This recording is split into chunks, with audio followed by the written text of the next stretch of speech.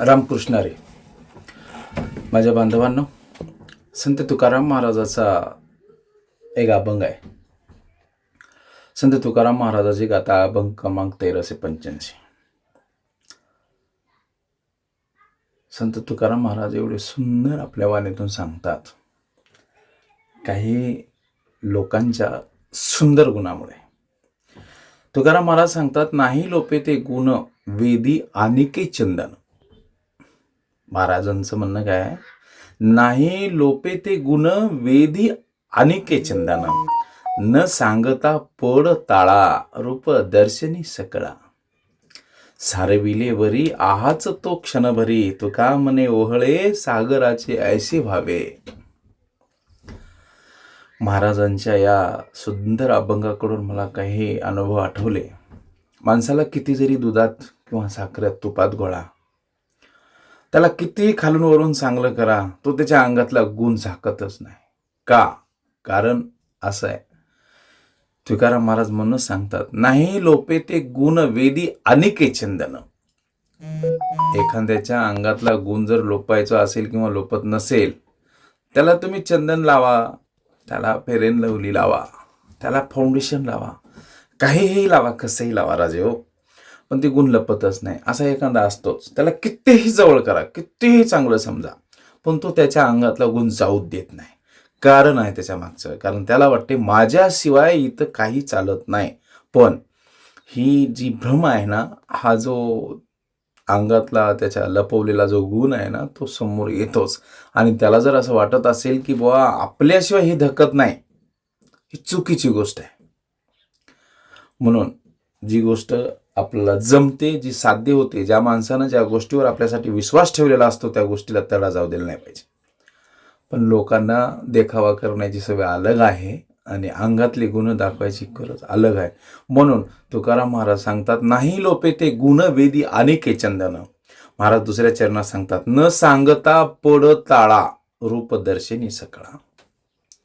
काय सांगतात? न सांगता पड ताळा रूप दर्शनी सकळा. महाराज खूप सुंदर या अभंगातून सांगतात.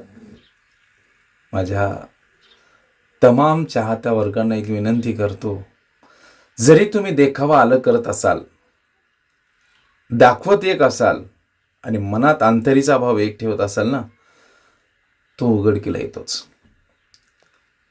मी एक उदाहरण सांगतो. माझ्याकडे क्रुझर होती. मी एक ड्राईव्ह लावला होता, एक ड्रायव्हर 1 महिन्यासाठी. तो सुरुवातीचे 8 दिवस एवढा सुंदर चालला, मस्त आहे, असं वाटलं की चला काय मस्त माणूस आहे.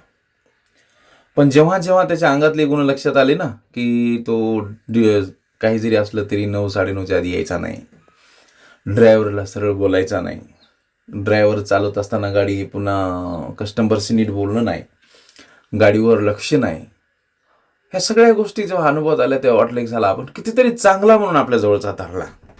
पण शेवटी तो त्याचं गुण दाखवूनच गेला.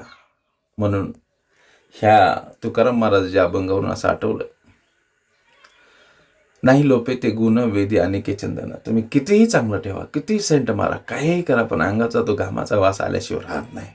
म्हणून माझी विनंती आहे, तुम्ही देखावा करू नका, प्रॅक्टिकल करा. ज्याच्यासोबत चांगले आहात त्याच्यासोबत चांगलेच राहा. ज्यानं तुमच्यावर विश्वास ठेवून मोठा काहीतरी निर्णय घेतलाय, मोठं काहीतरी अस्तित्व निर्माण केलंय, त्यालाही तडा जाऊ देऊ नका. तुमच्या अंगातला गुण जर तुम्हाला दाखवायचा असेल तर पुढचं एवढं गाफील नसते, त्याला कळतं. न सांगता पड ताळा रूप दर्शनी सकळा. त्याला तुमच्या अवयवावरून, हावभावावरून सगळं लक्षात येतं, पण ते दाखवत नाही. त्यासाठी सांगतात, महाराज म्हणतात, सरविले वरी आहाच तो क्षणभरी. हा देखावा फक्त काही काळाचा असतो. तुम्ही तुमच्या अंगातला गुण लपवणे म्हणजे हा एक वरवर दिसणारा एक भाग असतो. पण ज्यावेळेस माणूस बारीक पाहतं ना, त्यावेळेस सगळं कळतं. तुका म्हणे ओहळे सागराचे ती व्हावे. हे सगळं सोडा आता, सगळं मोकळं करा. काय पडलं नाही तर देखावा एक, रंग एक, रूप एक, आणि अंगातले विचार आचार वेगळे नको. ते मोकळं व्हा. ज्यानं तुमच्यासाठी करता, तुम्ही ज्याच्यासाठी करतात त्यानं तुमच्यासाठी करते ना, त्यासाठी अतिशय मोकळं राहा, सुंदर राहा. काय होतं यानं की ज्यानं जे तुमच्यावर विश्वास ठेवला ना, त्या विश्वासाला तडा जात नाही. पण मुळात झालंय कसं की त्या तिजोरीच्या चाब्या किंवा त्याचा आपल्याकडे आलाय की तुम्हाला असं गर्व येतो की माझ्याशिवाय याचं धकत नाही, मी नाही म्हणजे बंद राहते, मी नाही म्हणजे होणारच नाही, मी नाही म्हणजे करणारच नाही. हा गैरसमज आहे. मी हा शब्द काढून टाका. तुम्ही आहात म्हणून सगळं आहे असं बिलकुल नाही. आणि मी म्हणत नाही माझ्यामुळं तुम्ही चालता, हे म्हणत नाही. पण जोपर्यंत तुम्हाला असं वाटत नाही की मीपणाची भावना आपल्या अंगातली निघून गेली ना, आपल्याला काम करायचंय, आपल्याला ज्यानं जबाबदारीसाठी आपल्यावर भरोसा ठेवून ठेवलंय ते करायचंय, त्या दिवशी असं समजा की तुम्हाला आता चांगल्या मार्गाला लागायचंय. पण तुम्ही जर समजा त्या माणसाचा गैरफायदा घेत असाल, ते काय म्हणते, असंच होते, तेच होते. आमचा क्रुझरचा ड्रायव्हर जर आम्हाला एकदम मग गाडीच बंद राहील म्यामुळं, मग मी गाडीच बंद करतो, असंच करतो, तसंच करतो, असा 1-2 वेळेस बोललेला होता. आम्ही त्याला नाही बोललो काहीच. 2-4 दिवस वाट पाहिली, 6 दिवस वाट पाहिली. मग त्याच्यातला ते दुसरं चरण महाराजांचं आहे, न सांगता पडे ताळा रूपदर्शनी सकळा. तो अभ्यास केला त्याच्यावर आम्ही. आणि एक दिवस त्याला सांगितलं की बस आता तुम्ही सर्विले वारी आहाच तो क्षणभरी. तुम्ही तुमच्या ठिकाणी चांगले आहात, आम्ही आमच्या ठिकाणी चांगले आहोत, तुमचं आमचं जुळत नाही. आता तुम्ही तुमच्या पद्धतीने कार्य करा. आणि त्या दिवशी तुमचा हिशोब केला, मोकळं केलं. पण यातून सांगायचा एवढाच अर्थ आहे की ज्या माणसानं तुमच्याला विश्वासार्थ तुम्हाला जवळ ठेवलं आणि त्याला जर तुम्ही तडा देत असाल, समजा उदाहरणार्थ एखाद्या सालदारानं गडी लावला आणि ती जर गडी जर समजा त्याला असं शिकवत असेल की झुपण कसं झुपायचं, नांगर कसा हाणायचा, मग किती वाजता आऊत लावलं पाहिजे, बैल किती वाजता चारले पाहिजे, तो मालक आहे त्या शेतीचा, त्याला त्याचा अनुभव असतोच.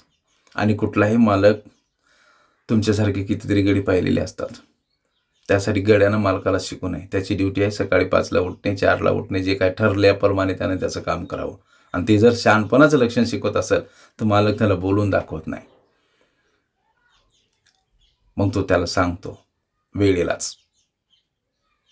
वेळ प्रत्येकाची असते, त्यामुळे तो का म्हणे ओहळे सागरात ऐसे व्हावे. हे सगळं सोडा, कुटीरधंद्याचं काम, प्रामाणिकपणाने वागा, सगळं खळखळ मोकळं व्हा.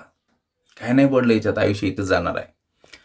तुकाराम महाराज बघ सहज वाचला म्हणून एक बोललो, उद्देशन कोणासाठी नाही, पण वाटलं म्हणून बोललो. रामकृष्ण हरी.